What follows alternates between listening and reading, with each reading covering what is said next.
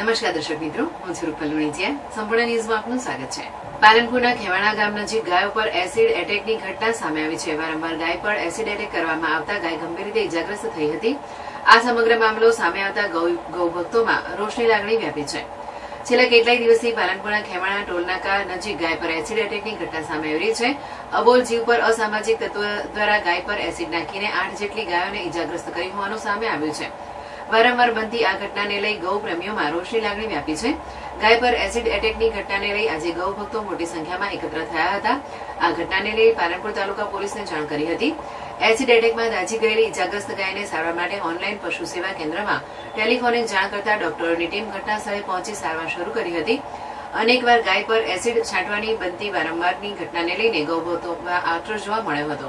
આવી માનસિકતા ધરાવતા લોકો કે જેઓ અબોલ પશુ પર નિર્દયી અત્યાચાર કરી રહ્યા છે તેની સામે કાયદેસરની કાર્યવાહી કરવામાં આવે તેવી માંગ ઉઠી છે. પાલનપુરથી આબુ રોડ જતા ખેમાના ટોલનાકા જોડે હાઈવે ઉપરથી જે ખેમાનાના સરપંચ છે એ ગલબાબીનો ફોન આવ્યો હતો કે અત્યારે એક ગાયને એસિડ નાખ્યું છે. એટલે એમને જ્યારે વાત કરી ત્યારે અમને ખબર પડી કે આ 8મો કેસ છે. આગળ બી જે ગાયોને એસિડ નાખવામાં આવ્યા હતા એ બધી ગાયોને અમે ટેટોડા પકડી.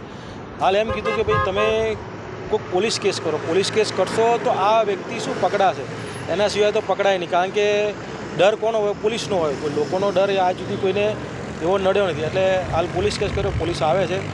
આગળ જે અમે લઈ ગયા હતા ગાયને એનામાં 3 ગાયોનું એનામાં મૃત્યુ થયું છે. અને નાખવાવાળો માણસ બી મારા ત્યાં સુધી મેં લગભગ ઘણા એસિડવાળા કેસો દેખ્યા છે. એટલો ખતરનાક માણસ છે કે એ આમ છાંટતો નથી, આમ રેડે છે રીસર. આના પર તમે જોશો ને, અત્યારે તમે વિડીયો જોજો, આનો રીસરનું નાખ્યું છે એના ઉપર. એટલે આખી ચોપડી ફટી. અને એનાથી આગળ મહિના 1.5 મહિના પહેલાં જે લઈ ગયા હતા જે આખલો હતો, નંદી હતો, એને એટલું એસિડ નાખ્યું હતું. એને બી નાખ્યું નહોતું, એને બી એવું નાખ્યું હતું આખો પગ એના અંદર રીસરના હાડકા બહાર આવી ગયા હતા. ચોપડીનું ક્યાંય નામ નિશાન, રીસરના હાડકા આવી ગયા. કાળા કલરનો નંદી હતો, એટલું ખતરનાક નાખ્યું હતું. એને મેં દવા કરી, ત્યાં ટેટોડાઇઝિંગ કર્યું, પણ એનો બચ્યો નહીં. એ લગભગ રીબાઈને 20 થી 25 દિવસે હેરાન થયો અને પછી એ દેવ પામ્યો.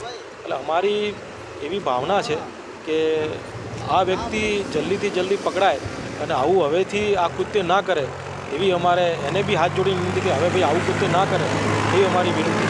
બધાને જય ગૌ.